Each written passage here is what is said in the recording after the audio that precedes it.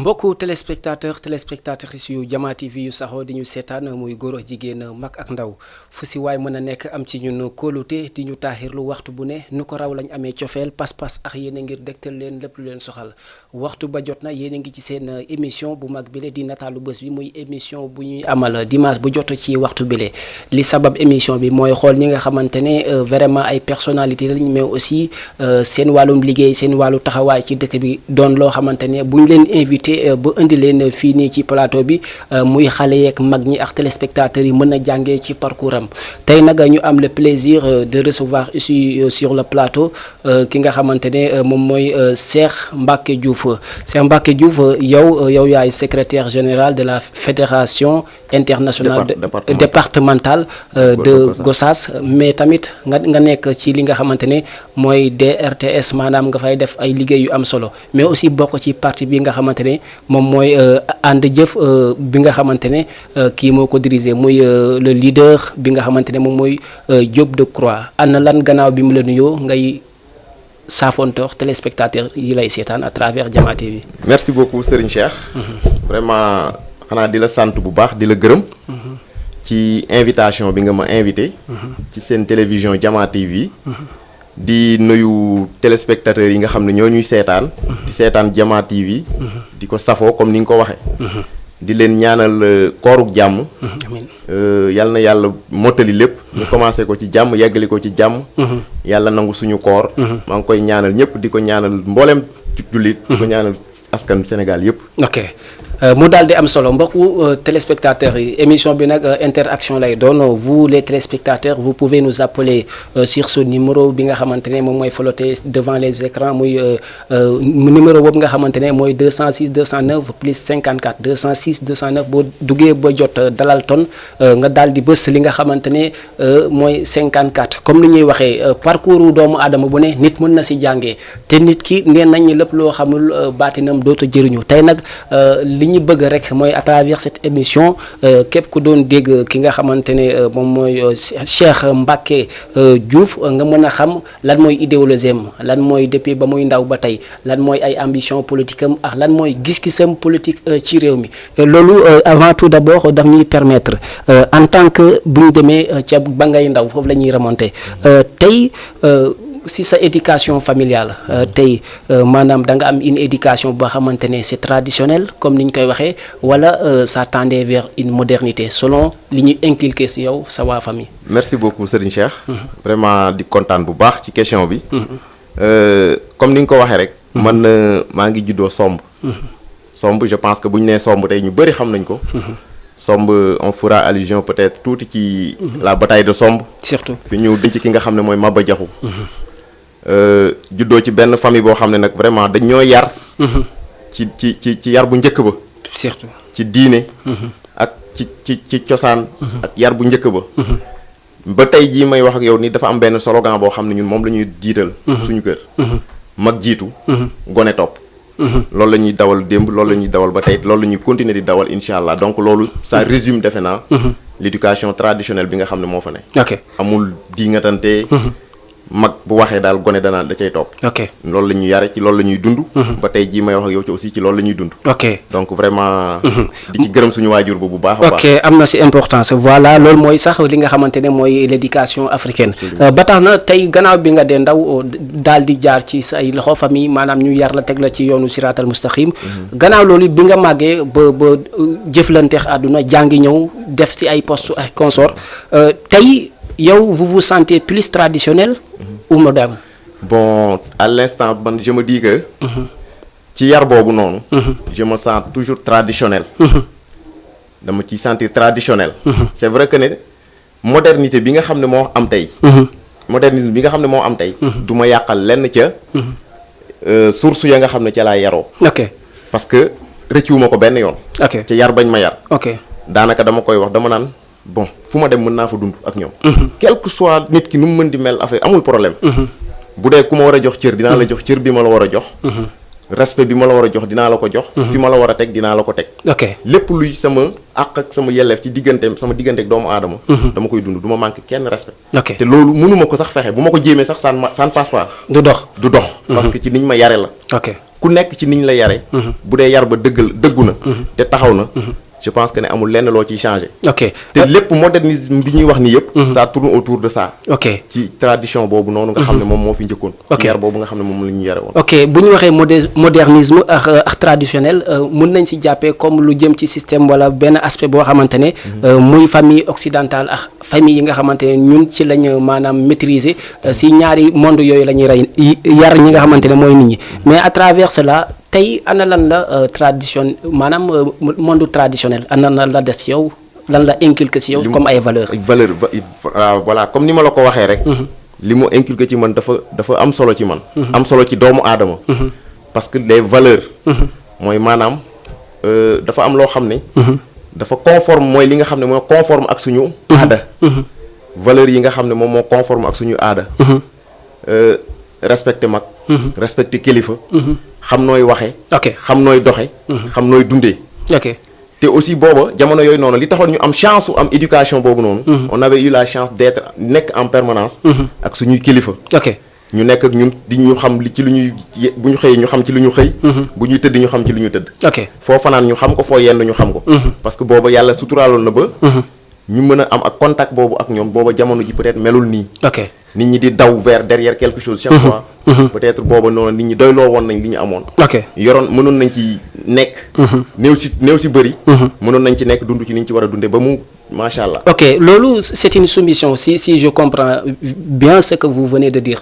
mais tey dañ gis boo nekkee ab jeune ngay def une soumission topp hiérarchie boo xamante ne ku la mag nga jox ko cër ay kuy say supérieur muy si président muy si ministre képp koo xam ne daal yàlla teg na ko ci réew mi nga jox ko cër.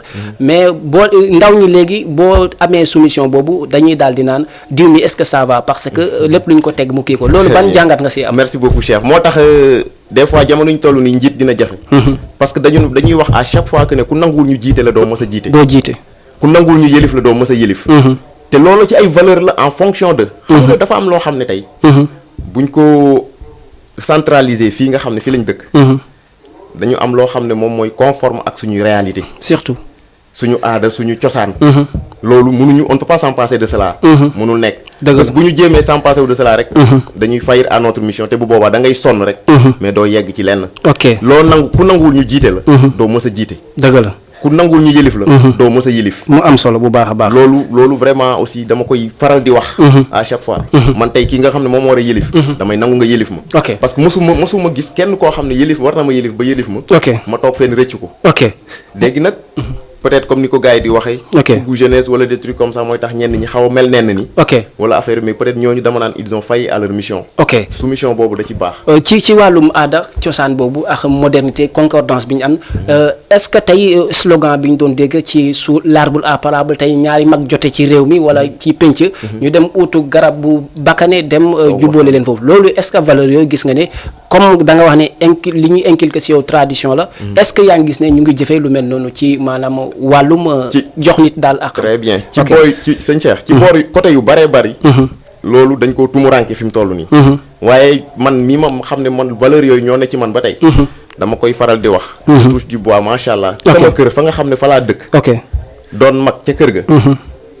bu amee benn famille xam nga ñëpp xam nañ nu mu demee. surtout bu famille amee ñëpp dañuy am problème famille yëpp ay am problème. mais ñun on se concerte à la maison. ok. toog favoriser le dialogue social comme nañ ko daan defee. toog waxtaan trouver solution. moo gën ngay indi ay jaambur. ñu ñëw ne dañu lay jéem a régleel. ñooña duñ ñëw régler ñoom au contraire léegi li ci gën a bëri. koo ci woo ci say problème day ñëw pour am lu mu yóbbu. surtout mais du régler. te en général mooy comme ni ñu koy waxee rek. ka ngay woo muy régler tey. mu ngi mel ni mu régler si sa. bruit jinax yi. bàyyi bruit gayndeem ya mu bàyyi këram. ok ay gayndeem ñu ngay yëngatu këram mu baleen fa. bëgg a ñëw rek. maanaam moom mooy bàyyi daal sa kilo di lijjante liibaru jàmbur. ok mu am solo bu baax moo tax en général ñun on se concerte à la maison. toog waxtaan on favorise le dialogue social. xeebuñu kenn. ka gën a ndaw ba ki gën a mag.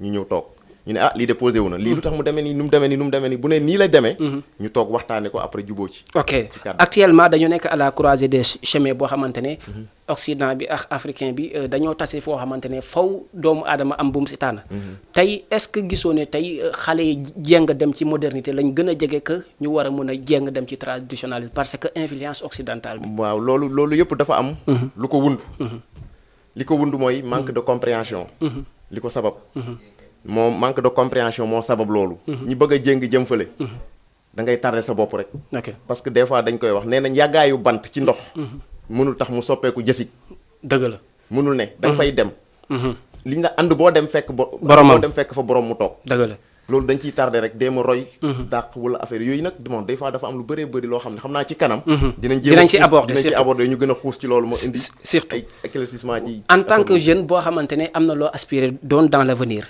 tey nga dëkk ci dëkk boo xamante ne référence la historiquement dans notre pays là muy le Sénégal tey boo déggee ñu ne la tradition foofu ñu wax culture te ku wax culture ca Fatick doo si génne yaande ko du seen en tant que mu doon benn emblématique boo xamante ne àdduna bi yëpp ko xam nga cosaanoo fi mu cosaanoo tey lan lay def ak lan lay def ci yow motivation absolument xam nga kooku boo ma laajee ci moom aussi dafa may neex parce que dama nekk koo xam ne daanaka ci ëttam laa yaroo dëgg la xamante woon ak moom bu baax mu amoon kóllëre bu mu seqoon ak sama waay jur bu góor macha allah moom itam ma ñëw seq kook njabootam tey donc bon mu doon benn fierté boo xam ne peut-être ci ñun lay doon ci man lay doon ak ci ñun ak ca mbooleem ña fa dëkk macha allah peut-être lenn rek laa ci xaw a déplorer mu xaw ñoo xaw a métti mais nag jamono yee xawul bokk moment yooya nga xam ne mu nga fa woon bu doon moment yi tey la tombé dootuñ ko waxati macha allah vraiment bon dootuñ ko waxati mais nag dafa tombé woon moment yoo xam ne localité ba xawoon na enclavé wu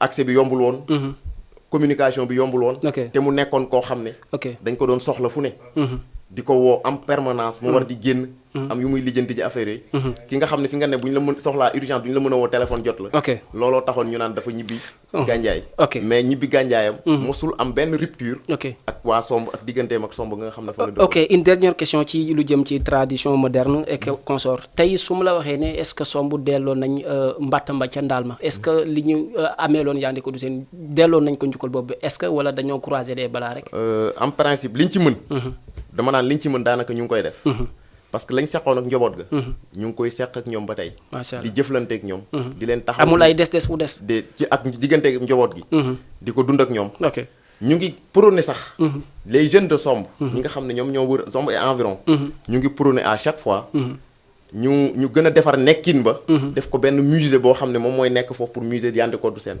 ci ñu ngi koy commencé di ki dox di ci am def ay jéego te je pense que ne je sais que ne sax mi ngi avancé ci affaire boobu noonu kon nga xam ne gars yi bàyyiwuñu ko ñu ngi dund ak njaboot gi aussi li ñu doon dund ak ñoom démb ak bërki démb ok c'est très important mbokku téléspectateurs yéene ko gisandoo loolu mu doon première phase bi nga xamante ne dañ ko jagleloon lu jëm ci modernisme ak li nga xamante ne mooy traditionnel et consort parce que dafa doon loo xamante ne actuellement au Sénégal ancrage dañoo war a maanaam enraciné wu ci li jëm ci mag yi liñ fi bàyyi woon parce que mën a wax politique bu jaar yoon wala nga wax diine bu jaar yoon te defoo référence au chef defoo référence ci li nga xamante ne mooy li fi jiitoon ci wàllu système de vie et consort dañuy dugg ci beneen pàcc boo xamante ne dafa ñeel sa wàllu njàng maanaam éducation tey lan nga ñu mën a rappeler tuuti ci yow laataa ngay doon élève maanaam yaataa ngay def élève est-ce que am na loo fàttaliku ci sa dundin un peu avant may dugg école waaw avant ngay dugg école très bien merci beaucoup Serigne Cheikh ok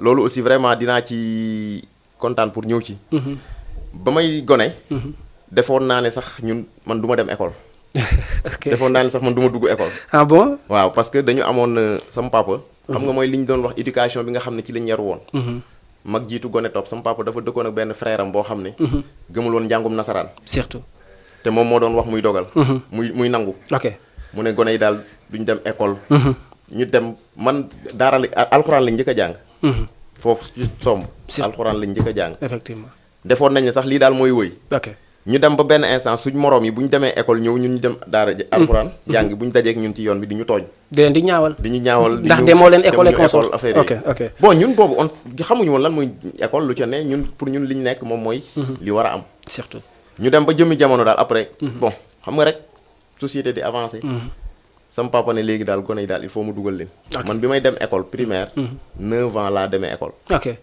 yàlla suturaal ma nag tamit. vraiment bi ma demee. ak jàngoon naa alxuraan. am fu ma ci toll. ñëw yegg ci école primaire bi. xel mi xaw a ibbeeku. ma ñëw fekk fa benn directeur bu ñu naan monsieur Bokoum. monsieur Bokoum l'excellent Bokoum. vraiment doon directeur école ba. ci ñi gën a influencé sama papa pour ma dugg ci école pour ma continuer jàng bi sax ci la parce que bi ma ñëwee rek tak lors de mes premières années mu ne kii moom. amatul dellu ginnaaw. di ma encouragé ma doon élève am mosul ma yor. surtout en classe. mais daf ma doon wax ne yow yaay sama élève. sixième. ba CM2. sama élève la ma doon wax. et puis il se réjouissait vraiment de mes résultats. à l'élémentaire somb foofu noonu. fa laa jàngee CI ba CM2. yàlla suturaal ma bi ma fa nekkee aussi mboolem jàngalekat yi nga xam ne ñu ngi woon ci école bi ak dëkk yi nga xam ne ñoo ko waroon. dañ ma xamoon te ma doon gone gu ndaw. am na solo waaw doon samay waay. sax ak sama waajur. kóllëre doon sama waay vraiment ñu koy doon apprécier daal jàng bi. sama niveau d'étude ak pas-pas bi ma amoon ci mbir mi. dañ gis ne maanaam souvent à l'âge de 7 ans dañuy dugg li nga xamante ne mooy école nasaraan tey boo duggee à l'âge de 9 ans par exemple amuloon impact ci sa njàngin. amul woon benn impact parce que yàlla dafa ma defal ma def benn cursus boo xam ne c'est un cursus sans faute. franchement parce que des fois da ngay gis ko duggee 7 ans. di nga redoubler ñaari yoon ñeenti yoon ci primaire bi. doog a dem 6e. yàlla dafa ma dimbale man ma ñëw rek tak parce que bi ma ñëwee. CI laa def bi ma demee CP. ak macha allah niveau bi. directeur monsieur Bokoum ci boppam ak maître bi ma yoroon dañ may tëbal. remontada quoi. tëbal ma dem defi au lieu ma def C1 bi sax dañ ma yóbbu C2. ma ne leen man yàkkamtiwuma dara. parce que aussi du neex à ce que ñi nga bokkal CI dem ak ñoom CP nga bëgg a tëb bàyyi leen fa. bugguma woon loolu dama doon naa ànd ak ñoom ñu demandoo. te aussi bu boobaa dama ne woon damay xalaat ni mënoon naa dem C2 ba. rang ba nga xam ne moom laa doon jël. mu xaw a dellu ginnaaw. ma ne bon. léegi daal bàyyil ma continuer. mu daal di am solo tey ci sa wàllu cursus li jëm ci CI dinañ dugg ci politique ak leneen mais dafa am importance parce que ñàkkul ay xale yi lay seetaan te daf leen di motiver aussi ci sa cursus scolaire primaire tey bu njëkk les anciens ñi nga xamante ne ñooy suñuy doyen wala suñu maam yi sax mën nañu wax ne boo amoon niveau CM2 dañuy wax ne n'importe quel poste souvent war na ko mën a occuper doon loo xamante ne chef ngay doon un leader est-ce que yow bi nga demee ba acquérir sa certificat ak entrant en sixième jamono yu amoon nga confiance ci yow ne dajale nga xam-xam boo xamante ne waroon nga war a jiite dara daal parce que souvent dañuy gis léegi da ngay gis ku am certificat mais du am lu muy mën a diriger. ça sera en vain quoi. loolu nag des fois mooy comme li may wax rek ci éducation bi lay dépendre. ça dépend parce que ñun daawuñu wonewu bi ma jàngee yàlla dimbale ma def cursus bu normal foofu noonu école bu somb. am entrée en sixième jamono yooyu am entrée en sixième defe naa nekkuloon comme entrée en sixième yi. amoon na différence. boo amoon entrée en sixième day am ñu lay ñëw di la seet si ci guddi gi di la ndokkeel. mu doon lu rëy certificat doonoon lu rëy. amoon certificat bi doonoon lu rëy. vraiment de passage di ci remercier waale sama maître CM2 bi ma yoroon monsieur Diop. Idrissa Diop. def lu am importance ci man aussi. encadré woon ma encadrement bu am njëriñ. bi ñu demee. dama am entrée en sixième. bon comme sama morom yi ñu ngi doon dem collège. li newoon ci man mooy dem ñami collège ba. surtout. ñu orienté ñu Gossas. au collège de Gossas. bi ñu demee Gossas. nekk fa vraiment conditions yi xaw a difficile lool. mais dara après bon. xam nga rek des fois. mënoon naa bàyyi parce que ñu ci bëree bëri samay morom yu bëree bëri foofa lañ bàyyee. ndax métti. mais man yàlla dafa def ba sama kilifa dama ko joxoon cër ba. daanaka daal dañu meloon dama ko ragal. xalaatuma ko woon ne ko dama koy bàyyi ak lu métti quelle que soit la situation damay continuer. surtout. donc looloo taxoon après ma rek continuer foofu bi ma fa defee yàlla defal ma après mu métti aussi mu gis ne kii bëgg na. te bu ma deful ndànk rek am lu ko gàllankoor. mu ne léegi daal. nañ jéem a góorgóorlu rek. ñu xool ñu def pour ma transférer boobu lañ ma yóbbu Thiès. mu daal di am solo bu baax ci loolu la ñuy sukkandiku ba tey ban pensée nga am ak ban opinion nga am ci li tax dañu gis ne les élèves sénégalais sont plus littéraires que scientifiques. tey lan nga gis ne moo ñu yóbbee ci maanaam circonstances yooyu nga xamante ne. ay littéraires la ñuy gën a former que des scientifiques. bon loolu yëpp li koy waral mooy en principe. lu gën a bëgg lu yomb rek. parce que da ngay gis élève bu am niveau bu baax. un bon niveau académique. mais des fois dañuy dégg ñu ne série scientifique dafa métti. série scientifique dafa métti. ñu dem topp L bi te pourtant c'est le contraire. série littéraire boobu boo ko toppee ni nga ko war a toppee moo gën a métti série scientifique bi. parce que yow am nga ay œuvres yoo war a lire. yu baree bari. mais tey boo seetloo ñi nga xam ne dañ la naan série L laa nekk. ki nga xam ne lire na ci ñaari roman. mën nga nekk 6e ba terminal. doo lire ñaari roman. ne littéraire nga. loolu ça pose problème. ça pose problème. ça pose problème surtout. donc loolu aussi vraiment. ay affaire mbir la yoo xam ne.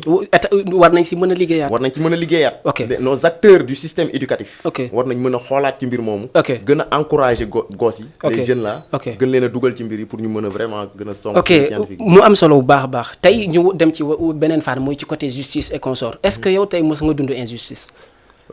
Bon injustice comme partout ah. comme partout des fois ñun dañu habitué wu benn affaire. li ñu habitué woo mooy. comme ni koy gars yi di waxee entre guillemets soo appauvant rek. soo gagné nga ne ok c'est normal mais suñ la gagné.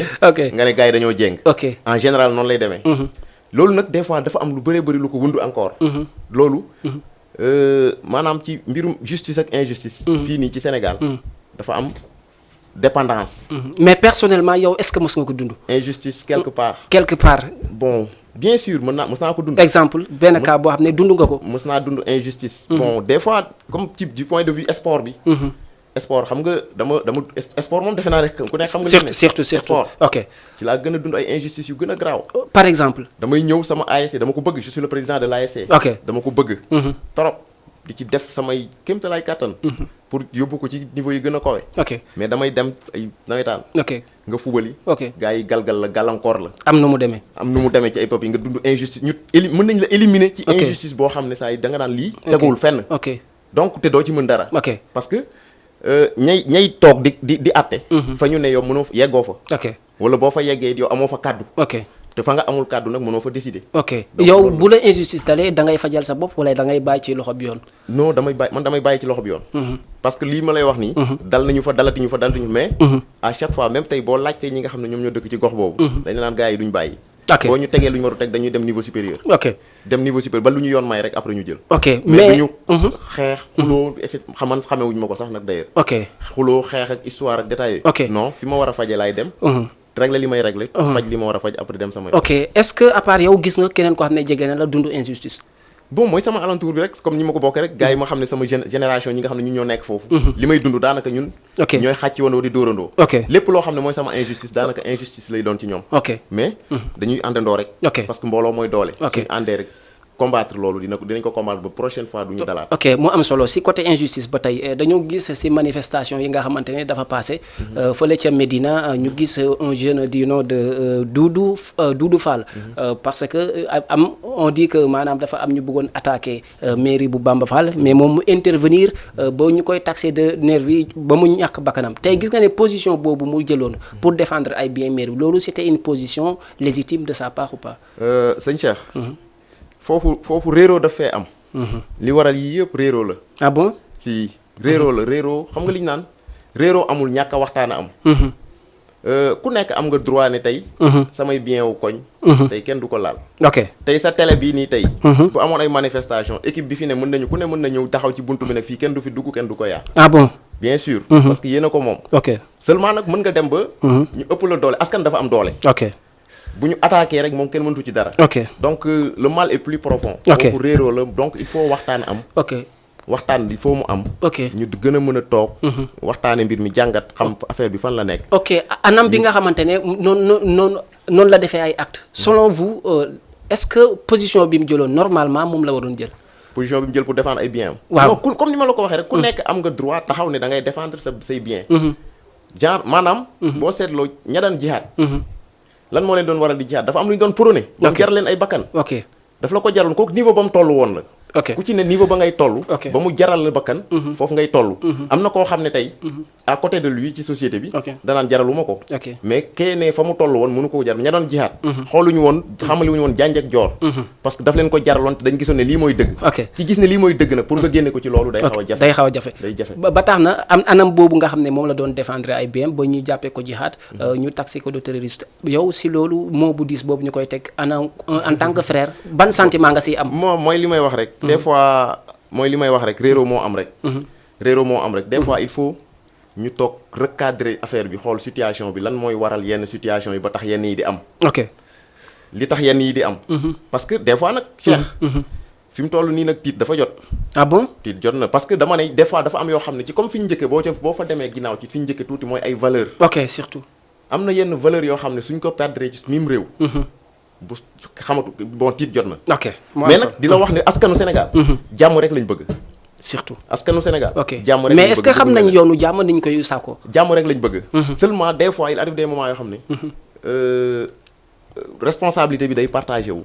ok day partagé wu. mais jàmm rek lañ bëgg te jàmm rek mooy am incha allah ci réew mi. ok yàlla na jàmm jooju daal di am parce que moom moo soxal Sénégal yi ba tax na tey ci dernière question ou avant dernière question dem ci côté justice ba tey tey yow naka nga gisee justice Sénégal indépendante ou non indépendante genre yooyu ak yow ndax da nga gis ne justice Sénégal dafa jéng ou pas.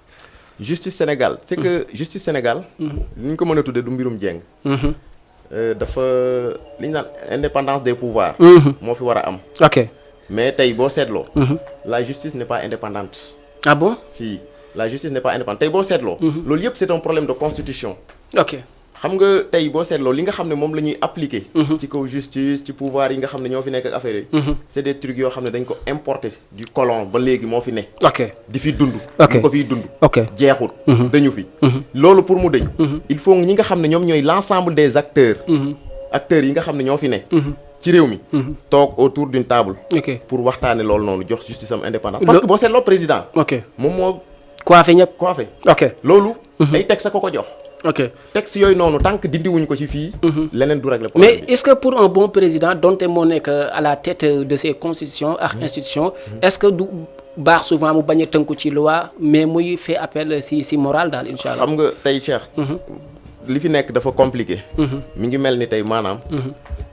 ki nga xam ne moo appauvant. tey ñu bëree bëri ñu ngi fii di wax. dafa am loo xam ne dañ ko fàtte. gis nga la constitution là tant que changé wuñu ko. président bu ñëwaat ëllëg. te changé wuñ ko. boo ñëwee da nga dootoo wax mbirum changé bi. parce que day mel ni yaa appauvant.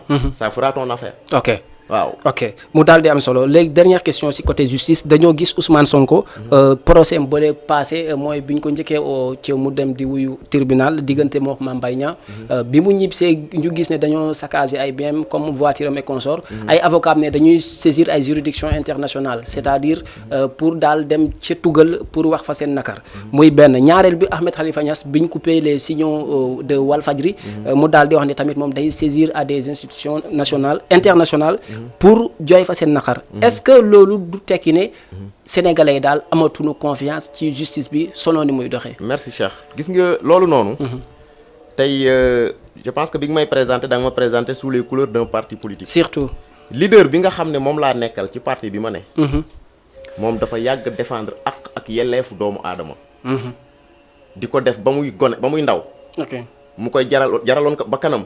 ba am ci ay moroomam yoo xam ne ñàkkoon nañ ci seen bakkan jamono yooyu. surtout donc loolu tey muy Ousmane muy Ahmed Khalifa Cheikh Niass. affaire yooyu. képp kum ci ne. dina la xeexal jusqu'à la dernière minute. pour nga jot sa àq ak sa yelleef. ci réew mi. ok ci démocratie. ok loolu moom da ko yàgg a défendre. ci ñi nga xam ne c'est les acteurs. ci la bokk. ok xeex na. tëj nañ ko fi kaso ñaata yoon. bëri na lool. ci loo xam ne rek. moment boobu noonu comme ni ñu koy waxee à chaque fois rek moment boobu. politique du woon am. ok jamono yooyee noonu bakkan lañ doon laaj. ok sa carrière. ok ak sa lépp. ok benn comme ni ñu koy waxee benn télé amoon benn rajo benn journal. ak ay kaso yu bari. ok boo waxee lu neexul gars yi ñu jàpp la tëj. ok mais lam nekkoon constance ba mu nekkoon. ci la nekk ba léegi di défendre ku ci nekk la nga war a am. dina la ko jox. ok Ousmane Sonko ba ñu ñëwee moom de croix ba ñu ñëwee. ca njëlbeen. bañ ko bëggee xañ àqam ak yelleefam. moo wàcc na sur le terrain. ànd ak moom dem naqarlu ko toog ak ñoom. waxtaan ak ñoom wax li nga xam ne moom moo fi ne. mais nag dafa am leneen domaine boo xam ne nag. kilifa du ci wax.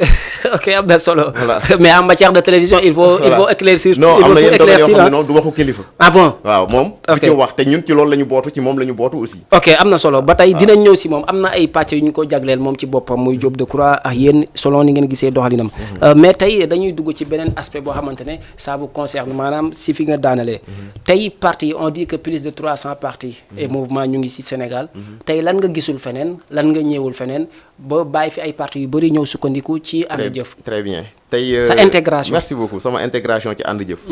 Cheikh ànd jëf dafa doon parti boo xam ne école la. tey li nga xam ne moom mooy dajaloo ci parti. lépp mu ngi ci biir ànd jëf. ànd jëf il y a des sessions de formation. ñu leen di former. ci cadre yëpp. ci domaine yëpp. nga ciy jële xam-xam. ok di ci vraiment épanouir bopp bu baax a baax yëg ci sa bopp. loo xam ne vraiment. je me dis que ne tey bu dee parti yi 300 la ñu wax. 10 partis tey amuñu ko tey ci li na ci biir ànd jëf newul foofu. ok tey ànd jëf.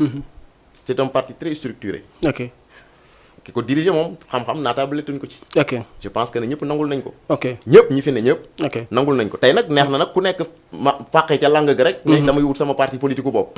moom ba muy am parti. ca clandestinité la woon booba jaroon na bakkan. bakkan a ca doon des. ok loola nag moo tax vraiment ma gis sama constance.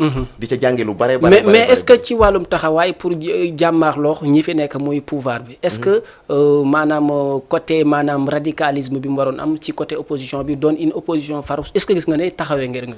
tey la waalo. ah bon. c'est que affaire bi day évoluer. xam nga Cheikh. gars yi ñoom ñoo bëggul avancer rek. mais suñu leader. ak suñu parti ñun ñu ngi avancer ci côté yu bari. ah bon si. xam nga gars yi dañu fi nekk naan Macky dëmm la. Macky nii xamul dara. sàcc la wala affaire yi. mais nit ñi romb nañ ko xam nga léegi boo nee loolu la. boo nee loolu.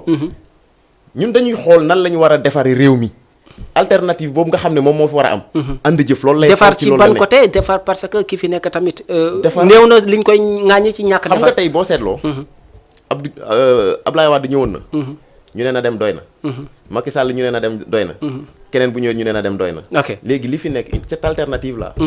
loolu la ñu war a xool. loolu maam dafa may permettre ma xuus tuuti ci vision ànd jëf. ñu ngi say ñëw am na question bi ñëw sax justement daa mel ni foofu lay jëmee mais boo xoolee ànd jëf maanaam tey da di parti boo xamante ne dañ ko sos le 14 avril 1992. depuis bi ñu ko sosoo ba tey bu doon ndaw dañuy ne doon na jànq wala màgg na. tey ban xar kanam la indi ci côté vision et consort. bu baax a baax moom benn modèle de rupture la. mooy comme li ñu doon wax sànq. ñi naan bon. Macky Sall nii président de la République nii affaire ñun gisuñu loolu. ok ba ñu waroon xeex ci côté boobu. dañu romb foofu léegi li gars yi war a xool mooy. cette alternative. nan la ñuy def maintenant véritablement Cheikh pour jëlee gars yi fii. ci bekkoor gi. mais jëlee gars yi ci ñàkk seen ñàkk liggéey la wala pour pousser ma toog kese la. non ci ay vision. ok vision. mais aussi quand même reconnaître nga li ñu def ci réew mi. non mais vision bi dafa des. ah bon ñoom xam nañ ko. vision bi des na. réew du programme moo koy kii mais vision la. vision mooy defar vision mooy. nga toll fii. di xool fële. toll fii di gis fële. loolu mooy vision. mais boo nee damay def programme lii. programme yomb na. ok Mali day dóor programme am Burkina Faso dóor programme am. keneen dóor programme am. mais ci biir programme yi na nga am vision boo xam ne moo lay jëlee fii nga ne nii. yóbbu la fële boo seetloo. indépendance ya ba tey. fi ñu newoon fa lañ ne. tey est-ce que je voudrais savoir est-ce que maanaam d'une manière théorique. li ñu leen présenté woon comme programme depuis nguuru Macky Sall. est-ce que sur la mise en œuvre gis ngeen que c'est devenu concret. non dara demu ci. ah bon liñ ne fi ñu newoon rek lañ nekk ba tey. kon le slogan vous rejetez le slogan Sénégal émergent. bon Sénégal émergent. Sénégal émergé wu non émergé wul. Sénégal émergé wul y a beaucoup de facteurs yoo xam ne Cheikh. ok tey boo ci xoolee rek réew mënul émerger nekk ci situation yooyu. émergence amul ci situation yooyu noonu. tey li fi ne. ok réew mënul émerger nekk ci situation yooyu noonu. ok tey on parle de problème de mbënn mi nekk Dakar. problème de mbéy mi baaxatul. càmm gi. et cetera. ok mais loolu li nga xam ne loolu mooy indi économie réew mi. mais est-ce que ça c'est pas des crises mondiaux yoo xamante ne c'est du tout mondial. mais y a des solutions. fii nii au niveau local y a des solutions. agriculture bi mën na dox. élevage yi mën na dox. problème mu inondation yi à Dakar ça peut se régler. ok ak d'autres beaucoup yeneen affaires yoo xam ne émergence bi ñuy wax. ok ci yooyu la war a jóge. ok yoon yi ñu war a defar mu génn réew mi. ok ñu ngi ñëwaat foofu ba tey en 2009 dañu gis ne ki nga xam ne mooy Landing Savané ak Diop. ñoom ñu ngi woon ci maanaam même parti politique bokk ay ambition politique et consort ba jotoon nañu am sax benn maanaam ay jéego yu ñu def ci ay élections législatives et consort tey rupture bi am seen diggante maanaam tey ñu dem ba si kanam am ko aw fii kii aw dem soutenir maanaam pouvoir kii aw gën a doon une opposition. c'est ça tey ça veut dire jamono yooyu ñàkkul daa am ñàkk a déggoo wala loo xam ne mu ngi ci biir parti bi doxul. tey su ma la waxoon ne ana lan mooy gàkk ci seen biir parti ba. gëm nga ne mun na indi ay frustration maanaam ay insuffisance yoo xamante ne mu ngi ci. ba mun na indi merci Cheikh loolu indi woon na ko sax. indi woon na ko amoon mooy li may wax chaque fois rek. ok des fois on dit souvent que réeroo amul ñàkk a waxtaan am. ok problème mu ànd jëf des fois gars yu bëri dañuy am interprétation ñu bëri sax dañuy xaw a. ok xam nga Sénégal dañ naan xamul ku tooñ ku fayu la xam. boo fayoo rek ñu mere la. ok mais parti boo gis dafa am nu muy doxee. defe naa ne ànd jëf en temps normal ba muy dox. Decroix kenn daaw ko gis. ok parce que dafa am idéologie parti bi. ki jiitu moom la ñuy gis ña ko tokk ci ginnaaw mën nañ ko ëpp xam-xam téeméer junni yoon. waaye du ñu feeñ dañuy jiital kële. di puiser seeni xam-xam di ko jox. looloo fa newoon. mais il s'est trouvé que dem ba dernier moment y avait des ñàkk a déggoo boo xam ne. le parti. texte parti bi. permettre loolu. texte parti bi permettre loolu. léegi loolu bu ñu ci naree yegg du ñu war a def mooy teg ko ci yoon. teg ci yoon bi mooy lenn. amoon na ay problème nag affaire yi gars yi naan. Ablaye Wade moo jël parti bi jox ko Macky Sall jox ko Decroix. et cetera mais Ablaye Wade mënu loolu. ah bon mënu ko. yoon moo ko jox. yoon moo ko jox bañ demee nga xam ne gis nañ ne lii. bokkul ak charte yi nga xam ne moom moo tëgg ànd jëf. ñu teg ko ci yoon. justice jox Decroix parti bi. mu doxal. tey su nekkul moomeelu kenn. ànd jëf tey bu ma la waxoon ne benn aspect boo xamante ne wóor na la ne. képp ku koy ruusee ngir voter ko wala képp kuy basé wu si ñoom pour voter ko. slogan boobu nga leen di wóolu boo voter mooy lan. tey par exemple boo seetloo. slogan ba nga leen war a wóoloo pour voter leen. da ngay xool image yu ki nga xam ne moo jiitu parti bi. moom ci boppam. image am ou idéologie am. bon idéologie am quoi en quelque sorte. ok idéologie am quoi. ok tey li mu gëm mooy. gëmul. sàcc ay milliards dugal ci poche am. 12 ans def na ko ministre. mais amul ay oto yu bari. kër yu bari. et cetera et cetera. et te moment boobu noonu. mënoon na ko def. comme ni ko ñeneen defee peut-être. ñeneen doon ay boromi alal. tey. loolu rek war na wone ne kii nii. c'est le vrai modèle sénégalais bi nga xam ne. mën na war a diriger affaire bi am na gis-gis boo xam ne. buñ ko ci tegee après war na mën a yóbbu. jël réew mi yóbbu ko fële. mu daal di am solo bu baax a baax dañoo gis élection yu 2001 yi nga xamante ne mu amoon à travers des législatives. parti bi moom aboon na lu ci toll ni 76 102 ci ay voix. tey booy estimer d'une manière estimée est-ce que.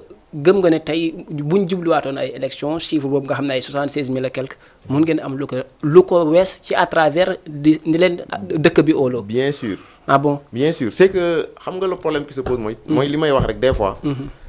gars yi bu ñu toogee waxtaan. xool. gis li nga doon am da ngay am lu ko raw. parce que tu sais pourquoi. vision bi la. gars yi bu ñu toogee jàngat vision. xam nga tey moom dama naan le problème du Sénégal n'est pas encore réglé xam nga tax c'est pas encore réglé. gars yi xooluñu vision. xam la ñuy xool. dañ naan diw am na buzz. le buzz nag c'est entre guillemets. et ça détruit tout quoi. buzzu tey c'est entre guillemets. mais tey bu ñu nee buzz politique ki nga xam ne tey ba mu koy laaj. ba mu ca nekkee. jaraloon na ko bakkan. mu ay nawle ay naataangoom bàyyi fa seen bakkan des ca. donc kooku xam nga ne kon kooku idéologie dëgg. mais d'une part li ma doon xaar ci yow comme nga ne ma yéen seen parti bi. maanaam bëgg nañ ki fi nekk jóge fi ñu ñëw parce que côté maanaam ci ay nitam Macky Sall ci wàllum nit lañ koy reprocher que ne liggéeyu fi parce que ay prison d'une manière répétitive.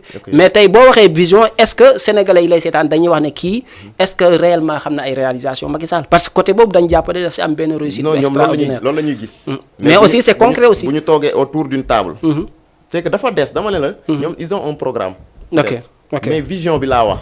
tey par exemple ki nga xam ne moo fi ne. suñu parti ko jiite. Mamadou Diop Decroix secrétaire général. moom mu ngi kii la promotion des jeunes. bu baax a baax. tey mën na fi toog bu fi dem bay jóge gis kenn nekk ci jeunesse bi wala kenn na ñëw toog diriger affaire yi. parce que kenn nekkul ci lenn pour éternité. éternellement mais dañu toll foo xam ne tey par exemple. bon parti bi mooy décider. te nii ñu jëm nii tey ci élection yi nii.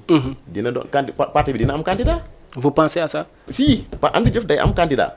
parti bi loolu la décidé. mu am solo ci candidat boobu kon xam nga dañ jàpp ne opposition la sax mais Sonko am na ay temps mu wax ne ñaari opposition daam y a l'opposition et l'opposition de l'opposition. ba mu indi woon fi benn actualité bu graaw. mais tey à travers benn interview dañoo gis seen leader muy Diop Decroix ñu àddu si laaj ko ndax maanaam lan mooy taxawaayam ci Macky bu naree dem 3e mandat mu ne bu jotee dina ci wax. est-ce que tey en tant que opposant nit ñi gis nañ ay coalition yu bëri dañ siy àddu. mais bu si noppee est-ce que dinañ ko jàppee comme. loolu c'est vrai que dafa nekk loo xam ne. wax nañ ko ba pare waratul tardeel Sénégalais yi. ah bon non ay affaire du mandat. wax nañ ci ba pare. Macky moom kii tey mbir mi moo ci wax ba pare. c'est que tey bu demee ba am fit ba yegg si fii gars yi ñoo ko may fit boobu gars yi il ne parle plus de 3e candidature xam nga la ñuy wax. 3e mandat mais bala nga ne 3e mandat ne 3e candidature. Macky moo ne du doon candidat wax na ko waxaat ko. mais xaar ma ñëw rek. ok te moom waxaatagul ne dina doon candidat. gars yi topp ko. di ko bousculer di ko bousculer di ko bousculer. mu dem ba ci biir ne leen nii oui non nii non. ok ça veut dire que kon moom mu ngi léegi nag ñun. suñu idéologie parti mooy. loolu la boo xam jotagul ñun li ñuy xalaat mooy. nan la ñuy jëlee réew mi fii yóbbu ko fële. mais est-ce que parce que cardinal de Retz qui disait que j'ai fait des promesses mais j'ai pas fait la promesse de tenir mes promesses en tant que élection présidentielle. tey est-ce que wax Macky boo leen ko bëggee jàpp ci ay kàddoom te fekk am na lu mag ay kàddoom tamit est-ce que du indi ay désorientation. non loolu mooy tardel nit ñi. waruñu tardel suñu bopp ci loo xam ne jarul tardel nit. ok bu ñu ne rek lii nii la demee woon démb suba nii lay demee. déedéet wax lañu wax. ok ci wax. ok la ñu wax. ok nañu wax ci li mu wax. ñu xool nan la ñuy defee orientation yi. ok pare teg loolu fële. ok dundu leneen. ok moment boobu yegsee nañ ko nar a def pour xañ ko xam nañ ko. ok c'est très simple. ok mu am solo ba tey dañuy dugg parce que parti bi mooy dama bëgg rek su mu la indee ay maanaam thèse yoo xamante ne seen leader ma ko wax nga indil ma si sa xalaat. parce que Assemblée nationale moom ba muy nekk député moom moo daal di xamle ne Sénégal daal dafa dellu ginnaaw ci wàllu agriculture parce que en 2020 dafa gis ne li nga xamante ne maanaam PIB Sénégal ci wàllu mbay Sénégal mu ngi si am 9,4% et que Éthiopie dëkk bi ñu gën a ñàkk naw ci côté dundin am 37% mu ne maanaam Macky Sall maanaam dafa dellu ginnaaw ci wàllum côté mbay. Est-ce que vous confirmez à ça? On confirme bien sûr. ok yow boo seetloo ci tey li ñuy importer. li ñuy importer. 600 milliards. ok la ñuy importer ci aliment. ok at mu ne. ok ci réew mi. te pourtant loolu on parle chaque fois d'autosuffisance alimentaire. ok mën na dëñ. mën na dëñ mooy li ma wax sànq rek. ok mbay mi. tey par exemple mbay moo xam ne tey ci réew mi. tant que béyuñu 12 mois sur 12 mois. ok mënuñu am autosuffisance alimentaire. ok mënul nekk. ok loolu dañ ko war a favoriser. ok mbay ko. ba pare. tey dafa am des choses yoo xam ne tey ñi jaay soble bi. ñi ngi fii ci réew mi. ok il arrive des mois yoo xam ne seen soble bi day nëb. ok ba xam li koy nëbloo xam nga lan la. dañuy ñoral seen soble day ñor. ñoom ñu bàyyi soble importé bi muy dugg si. ok peut-être moyennant quelque chose wala des choses affaires yi. ok bañ a bàyyi tëj ba ñu war a tëj frontière ok il paraît gis naa seen leader bi di si wax Assemblée nationale bu ne xaw ma ñaata doon yoo xamante ne nit ñi léegi dañ koy suul. dañ ko doon suul foofu. ok amoon na benn moment boo xam ne daf ko fa tombé woon. ok mais est-ce que Macky Sall mën na réussir ci côté wàllum agriculture ak li jëm ci wàllu ay potagère maanaam te fekk tamit ñi mu jàmmaalool ci wàllum kujje politique bi jàppale wuñ ko si. non c'est que kujje politique bi pour ñu jàppale la ci mbir mi da nga leen di woo ngeen toog ngeen waxtaan. pour ñu xool ku ci ne. ca la mu mëne ak la mu xam. nga jox ko ko. ok loolu moo mën a développer l'affaire bi. ok mais bés bu ñu ko deful loolu ça ne peut pas régler le problème. ok tey Decroix. bi ministre du commerce la ne woon. moment yooyu noonu. surtout ministre du commerce lañ bi muy problème soble boobu ngay dégg noonu. ba muy ñëw tombé demaat na fa. ok ba mu fa demaatee dafa ànd ak benn délégation. délégation ba ñu demee ci gars yi tool yi gouvernement bi. ok boobu il était à l'Assemblée nationale. mu ne leen ñu ne ko. lii de. problème bi ñu ngi koy amaat. gëjoon na fi am nag moment ba nga xamee ne. ku ñuy wax Mamadou Diop Decroix moo nekkoon ministre du commerce. booba xamuñu woon ne moom mu ngi ci biir délégation bi. ok boobu daf leen ne woon li ñu doon béy ci soble lépp dañ ko doon écouler. ok te moment bi gis nga problème bi ñëwaat na. ok booba gars yi ne ko pourtant. ok mi ngi nii. ok mu ne leen moo ñu ci génne woon ca situation boobu noonu. ok moom dafa donc loolu ku ci ne. fa mu mëne boo ko fa joxee rek. te mu aussi. mu dawal ko ak ni mu ko war a defee. ni mu ko war a defee. ok bañ ci wut loo am lu jéggi dayo loo xam ne tey. say mbiri bopp nga ciy dàqe. ok mais ci côté tey duñu wax ne du borom xam-xam. tey ak ñoom Cheikh Tidiane Gadio ay consort ñu ma naaw la. mais tey gisoo ne ci wàllum promotion maanaam en tant que opposant xaw nañ dese loo xamante ne mooy benn envergure yi pour mën a am dara ci dëkk bi aussi. bon tey c'est que loolu peut-être ci askanu Sénégal ñi nga xam ne. ñenn ñi sax laay wax. ñi nga xam ne tey il s'intéresse pas bien beaucoup. à la chose. ok mais tey ji nga lim noonu tey mbooleem kuy leader tey ci réew mi fii nii. lépp luy valeur politique. reconnaître nga ko ci Decroix. ok c'est que ñoom ils ne rentrent pas peut-être dañ ko dul wax ca waxukaay ba. ok mais ñenn ñi sax ñu ngi koy wax. ok pas mal d'acteurs yoo xam ne tey su ma la taaloon sama téléphone ay témoignages yoo xam ne ci ay acteurs la jóge fii nii ñëw ci moom. ok je pense que ne da nga naan non mais ñooñu. bu ñu taxawoon ak askanu Sénégal wax ak ñoom. ne leen kii kat lii ak lii ak lii lay wax loolu kanamu gars yi ñu déggu. ok dinañ xam ne kon kii lépp lu gars yi di séentu ci. ok muy war na ci mën a jot. nee na état bu Sénégal moom ci boppam ci ay kàddoom laa ko jëlee mu ne dafa am loo xamante ne moom moo la tuddee mooy esclavage salarial maanaam tey payoor bi nit ñi war a ñeel. maanaam amuñu ko tey te ñu gis Macky Sall fonction publique mu yokkal leen ku ne 100 000 francs est-ce que c'est pas de l'amalgame entre ces deux faits là quoi maanaam ki nga xamante ne mooy Diop Decroix à l'Assemblée nationale mu wax ne Macky Sall di nga xam ne esclavage salarial lay def maanaam payeer bu nit ñi yelloo du leen ko fay maanaam ci système am nee na maanaam constat boobu la def. te Macky ñu gis ne jël na fonction publique yokkal leen ku ne 100 000. ci wàllum fonction ma ne ñaar yooyu est-ce que méngoo na. bon c'est que mooy affaire bi mooy comme ni ma koy waxee rek des fois affaire yi. day am lu bëri lu ciy laxasu. ok li ciy laxasu mooy. mbirum politique. gis nga affaire bi. dañ dul def yenn yi par mérite. ok li nga deful par mérite. en général noonu la ça tombe dans l'eau après. da nga koy xool li nga ko war a defee mais tey malgré ñi ñu yokkal. ñu ngi xool ñeneen ña est-ce que équilibration boobu noonu am na. ci sens boobu la Decroix doon waxee. ok équilibration bi ku nekk la mu war a am. ak na mu war a demee. nga jox ko. ok mais dem na ba défendre fii am moment boo xam ne dafa doon prôner à ce que les députés là. ñu renoncer à leur salaire d'Assemblée nationale. ok pour xool après ce que ça va donner. ok léegi ci wàllum politique pour ñu jeexalee moom lu jëm ci ay kàddoom moom jour bi ñu nga xamante ne Ousmane Sonko dañ ko yóbbu section de recherche mu daal di woote en direct TFM mu ne boo gisee li yëpp di xew ci nguuru Macky Sall maanaam di toroxal opposant ci ni mu ko waxee maanaam muy opposition muy pouvoir kenn nangu ta déglu moromam. tey loolu à quoi ça signifie ak bu dégloonte war a amee kan moo war a déglu moromam. mooy ñàkk ànd gi nga xam ne am na ci kujjeg politique gi. daf ci am. loolu yëpp li koy waral mooy. ku ci ne di défendre say intérêt bopp. ok defe ne yow la. ok loolu mooy indi mbir mi. ok mais ku ne. boo tegoon sa morom fa nga ko war a teg. ok jox ko la mu war a moom. ok ànd dajaloo. ok doon mais amoon na fi récemment. ok mais léegi la ñu am problème pour dajale loolu noonu. ok ku ci nekk da ngay defe ne.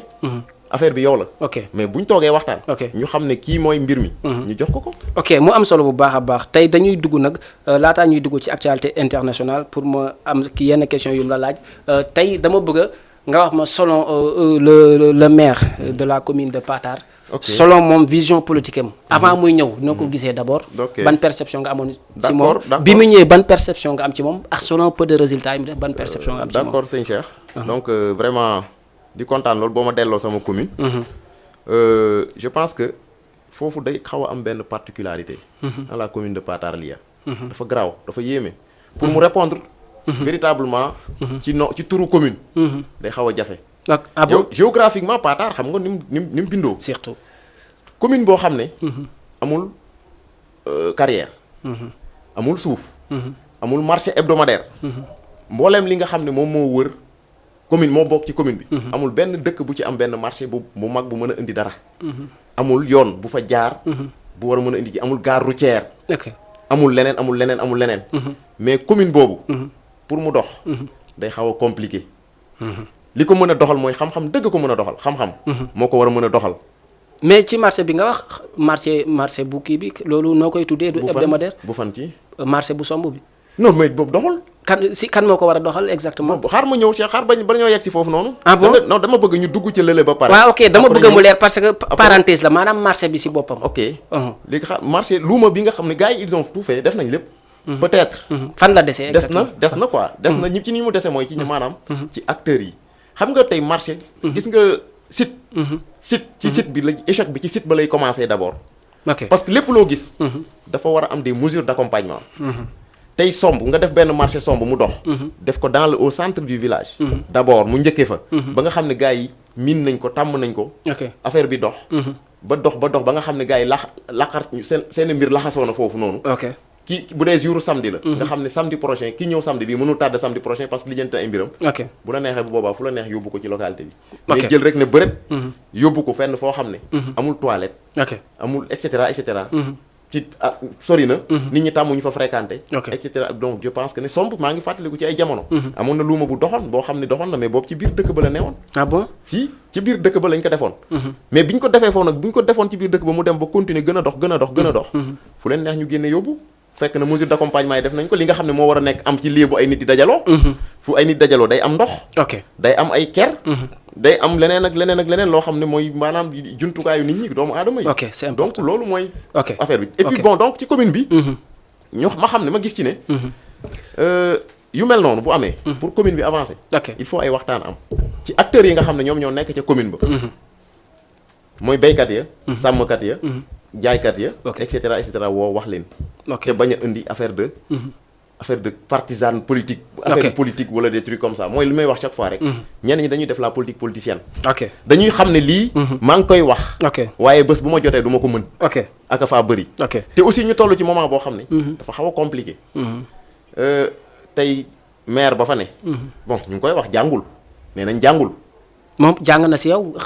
non nee nañ jàngul man. loolu la gars yi wax quoi. loolu la gars yi wax. ok nee nañ jàngul. mais tey situation bu posé woon noonu. maire bi nga xam ne moom moo fa ne. jàngul. mais lim pour mu régler affaire situation mairie boobu. dina xaw a compliqué. lii tax mu compliqué mooy. lii mbirum partenariat moom nga mën a créer pour mën a développer affaire bi. partenariat bi mooy indi ñu exploiter terre yi. ci bu amee linking bi quoi. link bi il faut nga mën a dox mën a dem xam li ñu lay wax ak li ñu lay bindal. nga liir. dégg xam ne lii la. signal fii nga xool liir lii arrangé wu ma nga bañ a signé. lii la nga xam ne lii wu ma nga bañ ko jël. affaire yooyu. donc loolu relation link boobu da ciy mu am solo même question bi dama ko posé ab koo xamante ne maanaam sa naataango la sax laa ko waxee mais li ma xam mooy que ne jàngul te man si ñàkk a jàng boobu appelé ngeen jox ko commune bi est-ce que yéen tamit defoon ngeen seen rôle. très bien j'arrive est-ce que defoon ngeen seen rôle ci wàllum campagne pour sensibiliser nit ñi avant ñuy tomber ak koo xamante ne yeeyewul commune bi aussi. foofu le mal est très profond. xam nga foofu noonu en système politique lan la ñu war a dindi. région bi sama région la. département bi sama département la. commune bi sama commune la. village ba sama village la. ba dem bay xaaj commune bi di xaaj village bi di xaaj nii affaire loolu moo koy waral tey par exemple bu ñu nee élection locale. xam nga colon yi li ñu fi tegoon. ak loolu noonu dafa wute. dañ tegoon nii lañ koy defee. nii lañ ko structuré. kii moo war a mën a nekk fii. mais tey bu ñu ñëwee yow mën nga ñëw foofu noonu ci local fa nga juddoo fa nga yaroo fa la màggee. am na ñoo fa juddoondoo yaroo fa màggee fa. ñooñu boo laajee mën nañ la jox. parce que lan lañ ñuy xool. ci juddu. mën nañ ñàkk xool ci compétence léegi loolu lañu war a éradiquer totalement. genre népotisme lay loolu lañu war a éradiquer totalement pour teg l'homme qu'il faut à la place qu'il faut. mu am solo tey presque ñetti question moo ñu dese mais avant tout d'abord dañuy dugg ci wàllu tey maanaam ci situation sportive bi Sénégal nekk maanaam ci côté depuis bi mu jëlee CAN bi fi mu demee mondial et consort ak nouveau victoire bi ñu am ak fii nii ci Mozambique ak maanaam équipe u Sénégal tey ñu gis ay ñoo xamante ne on dirait que c'est des politiciens yoo xamante ne dañ dem ci stade ba di si bind ay Macky Sall dictateur et consort tey gannaaw boo ma mënee waxal selon sportu Sénégal nan la mën a impacter positivement à travers victoire yu ñu jël ban njeexital la mën a am ci askan wi est-ce que rafetlu nga li xew ci stade bi keroog. xam nga Cheikh. le sport moom. d'abord c'est l'union des cœurs. gis nga xol yi bu ñu booloowul doon benn. victoire du am wala victoire bu amee du sori. te aussi yenn yi am. c'est paradoxal. ça n'a rien à voir mu ngi mel ni pomme de terre ak Angleterre. c'est diamétralement opposé. c'est diamétralement opposé. lu ne tey mooy li may wax rek réeroo dafa am. te réeroo boobu. il faut mu am te tey gis nga lépp la mu war di mën a jur. sénégalais yi ñoom ñooy pouvoir du perte. opposition du perte. askan wi ñooy perte. lépp lu ñu nar a am askan wi ñoom ñooy perte. donc loolu noonu te nag responsabilité nag ci ki nga xam ne mooy président moom moo yor responsabilité bi. mais est-ce que c'était lieu pour foofu loolu di fa xew ci wàllu sport. du déggul ma la. nee naa la du benn sax. c'est comme pomme de terre Angleterre. seetaan football moo la tax a jóg. da ngay dem seetaan football fa nga war a ñaxtoo nga dem ñaxtu fa. surtout def ko ni nga ko war a defee. te aussi ñaxtu mais quand même c'est opposition bi ñoo koy def bon mën na nekk ñoom. ñi ko war a def peut-être mën na ñàkk a nekk sax ñoo xam ne. ñu nga ci biir xam nga y a des gens mal intentionnés. sabotage daal moo leen di sabotage. ay des gens yoo xam ne je le dis souvent. dama naan damay gis des manifestations fii dans ce pays. yoo xam ne daf may leer ne ñii génnewuñ ci kër. génnewuñ ci kër. ñooñu ñoo cay dugg. peut-être di def du n'importe quoi. mais y a une manière de faire de manifester. am na solo bu baax tey dañuy dugg. bëri na nit ñi ñu ngi koy defee bëri na. mu jeex.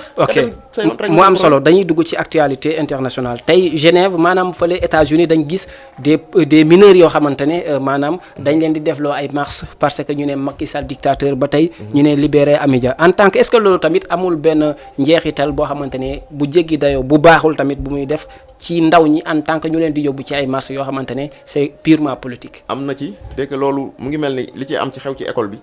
dama koy wax sama mbokku jàngalekat yi. yow tey jàngalekat dañ ne. dafa am bët bu ñu lay xool. dafa am fu ñu lay séentoo aussi. boo demee ba tey nekk ci ginnaaw yi ndaw. ca biir bérébu liggéeyukaay ba. di leen pousse. ñu nekk ci kanam di def. te nga mu leer la ne ñii la ñuy def xamuñu ko yàlla ñu koy defloo. je pense que tu as failli à ta mission. loolu du noonu. loolu problème yooyu loolu la fële aussi loolu la. te boo seetloo. mooy li ma fi wax sànq rek ça ne règle pas le problème. pourtant gis nga manifestation yi noonu di am nii. ñuy pousse ay ndaw di leen manifester loo ñuy nekk ci consulat di wax. ça ne sert à rien. mais yàggul. bi Macky Sall di falu. gis nañ ko fi ñu defal ko ko. keneen bu ñëw ñu koy defal. keneen dina ñëw aussi ñu defal ko ko. est-ce que le problème est réglé. Pas du tout. Ça ne règle pas le problème. Ok. loolu ça ne règle pas le problème. Pour une toute dernière question tey CPI maanaam Cour pénale internationale dañ bëgg a def benn mandat d'arrêt international jagleel ko ki nga xamante ne mooy Poutine. Est-ce possible pour ñu réussir loolu. Cheikh loolu defe naa dina xaw a jafe parce que. ni ñu mën a procéder pour réussir affaire boobu mooy. maanaam justice am fa. mais réew moo xam ne dañ ne par exemple Poutine. gars yi yëpp dégg nañ ko jamono lay ces derniers moments. ok surtout. kii de force bi mu def gars yi. mais fan la mujjee. ok loolu doole la jaay de doole. léegi est-ce que nag gars yi dinañ mën a accéder ca moom. ba def c'est ça le problème c'est ça le problème. c'est ça le grand point d'interrogation. ok bu boobaa peut-être lam nar a jur. encore. da ciy kii en tout cas lépp lu mu mën a jur aussi. je sais que ne ñun ñu ne fii sax ñun. dañuy subir les conséquences. ok surtout loolu moom je peux le dire. ok donc vraiment mu ngi noonu. ok ñu dem ci question tic au tac maanaam di nga xalaat mais amul argument. maanaam dam lay wax nga ne ma waaw wala déet. kan mooy sa référence. ci réew mi. ci réew mi fii nii. Decroix ci politique. mooy sa référence. tey à travers say waajur lan lañ inculqué si yow loo xamante ne gis nga ne. def na la benn valeur bu extraordinaire. bon yarute. yar ma ci siraatikal mustaqim teg ma fi ñu ma war a teg. ok ba ma xam ku ma mag ak ku ma magul. ok tey lan ngay rëccu ci sa àdduna. li may rëccu sama àdduna. peut-être li tax continuer wu ma woon sama njàng ma bien avant mais nag regretté wu ma parce que revenir na. parce que samay ambition instant yi nii mooy. gën a continuer samay njàng ci domaine science de l'information documentaire. mais yaa ngi argumenté de.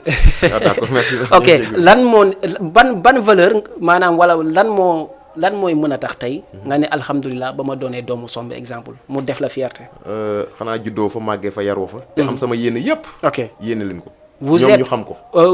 vous êtes polygame monogame ou pas. bon je suis monogame. ok bon instant j'ai une seule femme. ok mais j'ai signé la polygamie. ok si opposition bi à part Diop Decroix kan nga gis ne.